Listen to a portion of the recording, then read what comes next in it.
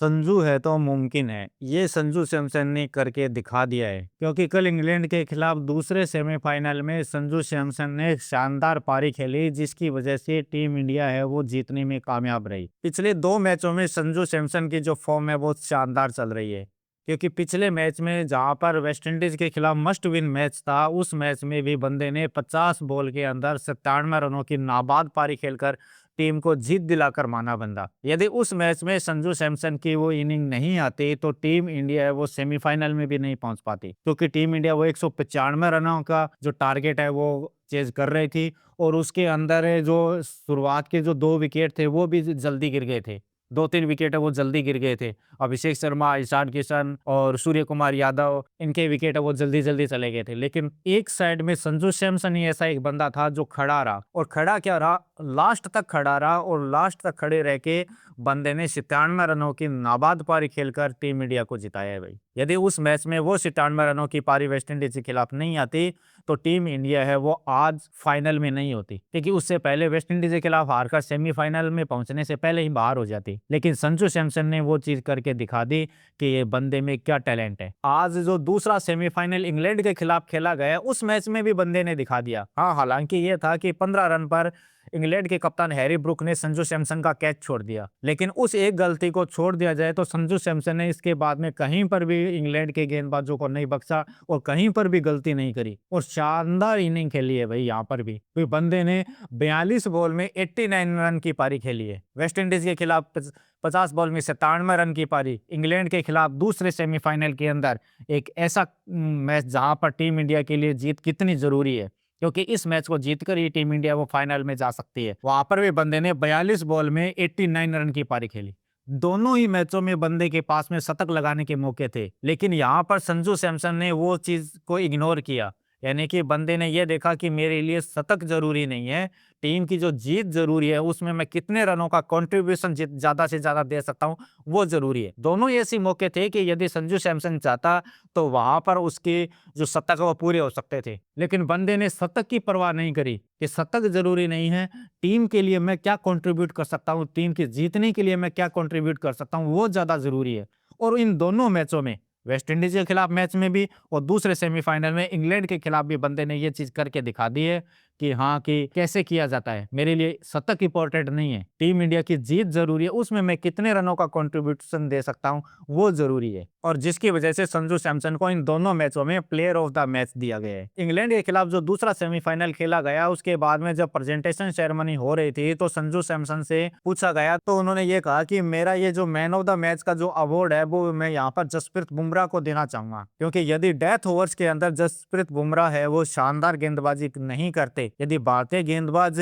शानदार गेंदबाजी नहीं करते, तो आज मैं यहाँ पर इस अवार्ड के लिए नहीं खड़ा हुआ होता। तो ये जो मेरा अवार्ड है, ये मेरी बजाय मैं इसको जसप्रीत बुमराह को देना चाहूंगा, क्योंकि उन्होंने कहा कि जो भारतीय गेंदबाज, उन्होंने शानदार गेंदबाजी करी, अपने आप पर बिलीव किया कि हम कर सकते हैं। और बुमराह ने जो डेथ ओवर्स के अंदर जो शानदार गेंदबाजी करी है, उसी वजह से मैं आज इस अवार्ड के लिए खड़ा हूँ। और उन्होंने ये कहा कि जसप्रीत बुमराह जैसी जो गेंदबाज होते हैं वो कभी कभी ऐसे गेंदबाज जब वो आते हैं वो हमेशा नहीं आते हैं, और जसप्रीत बुमराह ने वो ही चीज आज डिलीवर करके दिखाई है। संजू सैमसन से जब उनकी इनिंग के बारे में पूछा गया तो उन्होंने कहा कि ये शानदार इनिंग थी, लेकिन मेरी जो फॉर्म है वो पिछले मैच में वेस्टइंडीज से चल रही थी और मैं उसी को कंटिन्यू करना चाहता था, तो इसलिए मैंने थोड़ा समय लिया और उसके बाद में है वो मेरी इनिंग को मैंने बिल्ड किया, क्योंकि हमें पता था कि मुंबई के वानखेड़े स्टेडियम के अंदर हम जितने ज्यादा रन बना सकते हैं हमें बनाने होंगे, क्योंकि कोई भी जो स्कोर है वो यहाँ पर इस पिच के ऊपर सुरक्षित नहीं है। इसलिए हम चाहते थे कि जितने ज्यादा हो सके हम स्कोर खड़ा करें,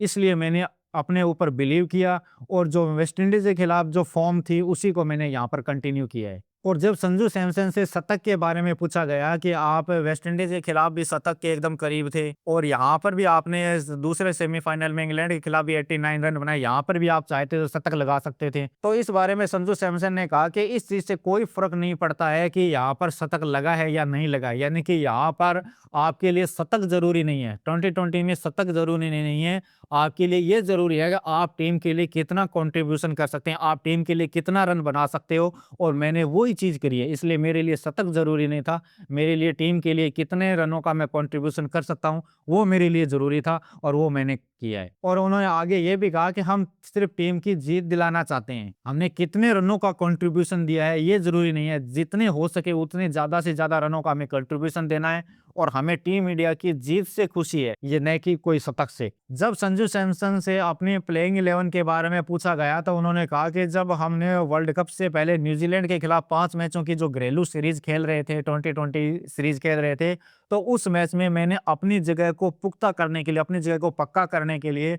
हद से ज्यादा कोशिश करी और उस कोशिश में ये हुआ कि मैं पूरी सीरीज के अंदर फ्लॉप रहा और इसका संजू सैमसन को खामियाजे भी भुगतना पड़ा कि उसके बाद में संजू सैमसन को प्लेइंग 11 से बाहर कर दिया गया और उनकी जगह पर ईशान किशन को अभिषेक शर्मा के साथ में ओपनिंग करवाई गई। लेकिन हद से ज्यादा बाएं हाथ के बल्लेबाज होने की वजह से और उस चीज को तोड़ने के लिए संजू सैमसन की वापस एंट्री होती है टीम में। और जिम्बाब्वे के खिलाफ जो मैच था उसमें एक केमियो पारी खेली थी, लेकिन वहां से टीम इंडिया के लिए उन्होंने टेम्परामेंट सेट कर दिया था, जिसकी वजह से टीम इंडिया वो जीतने में कामयाब रही, एक बड़ा स्कोर बनाने में कामयाब रही। उसके बाद में जब वेस्ट इंडीज के खिलाफ मस्ट विन मैच की बारी आई तो वहां पर एक शानदार बल्लेबाजी करते हुए टीम की जीत में अहम योगदान दिया और अंत तक नाबाद रहते हुए 97 रनों की नाबाद पारी खेलकर टीम इंडिया को सेमीफाइनल में जगह बनाई। और जब अब सेकंड सेमीफाइनल की बारी आई तो यहाँ पर भी 89 रन की पारी खेलकर टीम इंडिया को फाइनल में पहुंचाने में अहम योगदान दिया। संजू सैमसन ने जो लास्ट 2 मैचों में जो इनिंग खेली है, वेस्ट इंडीज के खिलाफ और अब सेमीफाइनल में इंग्लैंड के खिलाफ,